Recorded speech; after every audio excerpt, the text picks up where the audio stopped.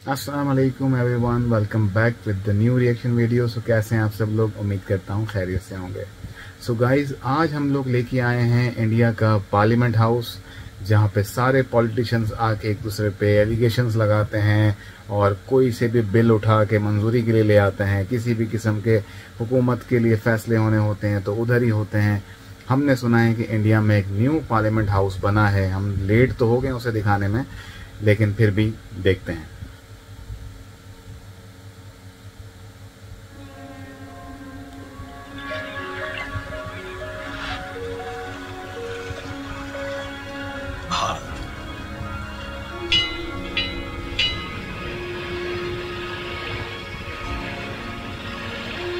विविधता का दर्पण,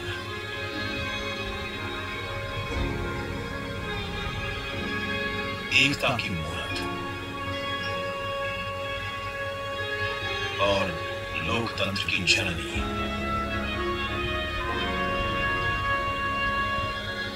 यहां गणतांत्रिक व्यवस्थाओं के उदाहरण हैं वेदों में।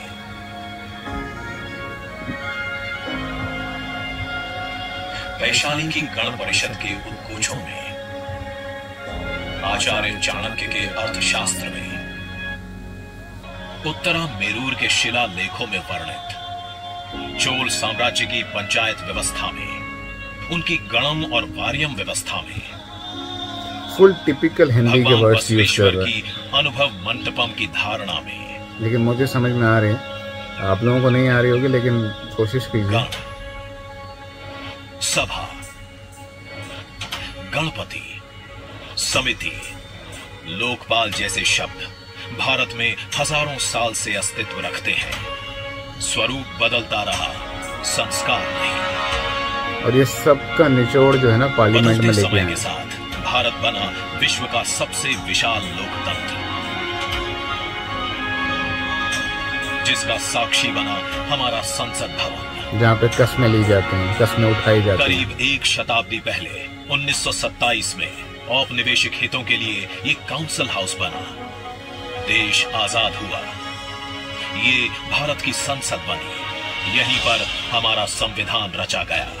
आज यहीं से लोकसभा के 545 और राज्यसभा के 245 सदस्य भारत के नागरिकों का प्रतिनिधित्व करते हैं। विचार विमर्श की तंदुरुस्त प्रक्रिया से देश को दिशा दिखाती है ये गोल आकार संसद। इतिहास की कई अभूतपूर्व उपलब्धियों का साक्षी संसद भवन। यानी पार्लियामेंट हाउस। यहाँ पर्याप्त जगह और सुविधाओं का अभाव होने लगा था। आधुनिक तकनीक का क्रियान्वयन चुनौतीपूर्ण हो रहा था। ऐसे में विगत कई दशकों से कई सरकारों ने नए भवन की आवश्यकता को महसूस किया, पर इसे साकार करने का साहस किया गया माननीय प्रधानमंत्री नरेंद्र मोदी के नेतृत्व में। अच्छा, नरेंद्र मोदी ने बनवाया। 10 दिसंबर 2020 को संसद के नवनिर्मित भवन की आधारशिला रखी गई। 2.5 वर्ष से भी कम समय में 65,000 वर्ग मीटर में फैले इस भवन का लगभग 60,000 श्रमवीरों द्वारा 23 लाख मानव दिवस से भी अधिक सृजित रोजगार से निर्माण कार्य पूरा किया गया, जो अपने आप में कीर्तिमान है। भारतीयों द्वारा वाह। भारतीयता के विचार से ओतप्रोत भारत के संसद भवन के निर्माण का शुभारंभ हमारी लोकतांत्रिक परंपराओं के सबसे अहम पड़ाव में से एक है। बहुत ही ज्यादा खूबसूरत पार्लियामेंट बना है। नागरिक की आकांक्षाओं और उज्जवल भविष्य को समर्पित संसद के नए भवन का निर्माण मौजूदा संसद भवन के प्रांगण में ही किया गया है। आने वाले समय में संसद के नए और मौजूदा भवन एक दूसरे के पूरक होंगे। इस भवन में प्रवेश के 6 द्वार हैं, जो भारतीय सभ्यता के अनुसार प्रकृति को अपनी कृतज्ञता व्यक्त करते हैं। मकर और हंस यानी जल को नमन, शार्दूल और गर्भ यानी नभ को नमस्कार, अश्व और गज यानी थल को प्रणाम।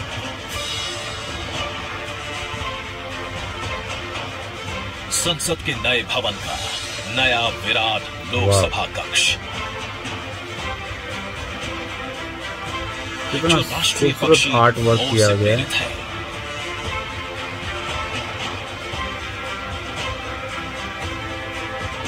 इसका आकार मौजूदा लोकसभा से लगभग 2 गुना बड़ा है।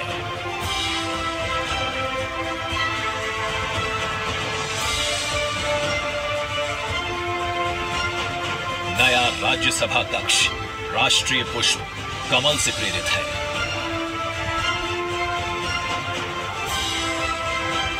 जिसका आकार भी मौजूदा राज्यसभा कक्ष से लगभग 1.5 गुना बड़ा है। ये भवन देश की जनता को समर्पित है। इसलिए लोकसभा और राज्यसभा में जनता के स्वागत के लिए विशाल दर्शक दीर्घा का निर्माण किया गया है। अत्याधुनिक डिजिटल उपकरण दोनों सदनों की सुविधाओं को नया आयाम देते हैं। यहाँ सदन की कार्यवाही को विभिन्न भाषाओं में सुना और पढ़ा जा सकता है। सदस्यों के लिए बायोमेट्रिक की सुविधा है। वोटिंग के परिणाम और सदन की कार्यवाही के प्रसारण के लिए विशाल multimedia display, automatic camera control और कमांड सेंटर का भी निर्माण किया गया है। ये नया स्मार्ट भवन पूरी तरह से पेपरलेस है। पेपरलेस। इस भवन के एक भाग में लोकसभा है, दूसरे में राज्यसभा। और इस भवन का केंद्र समर्पित है हर भारतीय को, जिनके लिए सेंट्रल फॉयर में बना है संविधान कक्ष, जहां वे भारत में लोकतंत्र के अतीत से वर्तमान की यात्रा का अनुभव कर सकते हैं। यहीं भारत के संविधान की डिजिटल प्रतिलिपि भी रखी गई है। इसी सेंट्रल फॉयर में संविधान माने इसके अंदर कानून लिखा हुआ है सारा। सूर्य की किरणें ब्रह्मांड का भ्रमण करते हुए पेंडुलम क्लॉक पर गिरती है। ये किरणें बरगद के पेड़ को नहलाती हैं और सदस्यों के लिए निर्मित कक्ष, पुस्तकालय, वेटिंग एरिया, कक्ष में फैल जाती है। आत्मनिर्भर भारत के प्रतीक इस भवन के निर्माण में भारत के हर भाग ने अपनी भागीदारी निभाई है। कहीं महाराष्ट्र की सागौन की लकड़ी सजी है, उन्हीं से दोनों सदन में अशोक चक्र भी बना है। अशोक चक्र इनके झंडे में ही बना हुआ है। राजस्थान का शानदार स्टोन वर्क, वाव। कहीं उत्तर प्रदेश की कालीन बिछी है। उत्तर प्रदेश की कालीन है, वही मैं बोलूँ, एक एंटीक कालीन बिछी है। त्रिपुरा की बैम्बू वुड फ्लोरिंग, बैम्बू की वुड फ्लोरिंग। वहीं सफेद मार्बल गुजरात से आया है। वाव। एक भारत श्रेष्ठ भारत की भावना से प्रेरित सभी वर्गों प्रांतों ने मिलकर बनाया है ये भवन। ये भवन इको फ्रेंडली होने के साथ साथ भूकंप रोधक भी है। 1700 से अधिक दरवाजे खिड़कियां हैं। 3.5 किलोमीटर लंबे बिल्डिंग कॉरिडोर्स हैं। ये भवन विकास और विरासत का अद्भुत संगम है। एक तरफ यहाँ सुरक्षा और सुविधा के लिए स्मार्ट फीचर्स और स्मार्ट एक्सेस की व्यवस्था है, वहीं भारत की प्राचीन कलाओं का अद्भुत एकीकरण भी है। तो नया भवन आत्मनिर्भर भारत के निर्माण का गवाह बनेगा। सो गाइज, ये था न्यू पार्लियामेंट हाउस। मतलब इसके अंदर ऐसी जदीद इन्होंने इलेक्ट्रॉनिक चीज़ें भी लगाई हैं, माइक्स लगाए हैं, जो पहले भी माइक्स थे लेकिन अभी डिजिटल माइक्स लगाए हैं, स्क्रीन्स लगी हुई हैं जिसमें बायोमेट्रिक सिस्टम है। किसी भी आवाज़ में कोई भी सुन सकता है, समझ सकता है, बोल सकता है, ट्रांसलेशन भी आ रही है और साथ में वॉइस रिकॉर्डिंग का भी ऑप्शन है। माने बहुत कुछ। पूरी इंडिया से कहीं से कालीन लाया गया है, कहीं से जो है फ्लोरिंग लाई गई है, कहीं से बाम्बू की लकड़ी लाई गई है, कहीं से टाइल्स लाए गए हैं, कहीं से मार्बल लाए गए हैं। माने ये एक ऐसी जगह, एक ऐसा पार्लियामेंट बनाया है जो देखने लायक है। सो गाइस, मुझे तो देख के बड़ा अच्छा लगा। आपको कैसा लगा कमेंट सेक्शन में ज़रूर बताएं और मज़ीद वीडियोस के लिए मेरे चैनल को लाइक, शेयर और सब्सक्राइब करना ना भूलें। अल्लाह हाफ़िज़।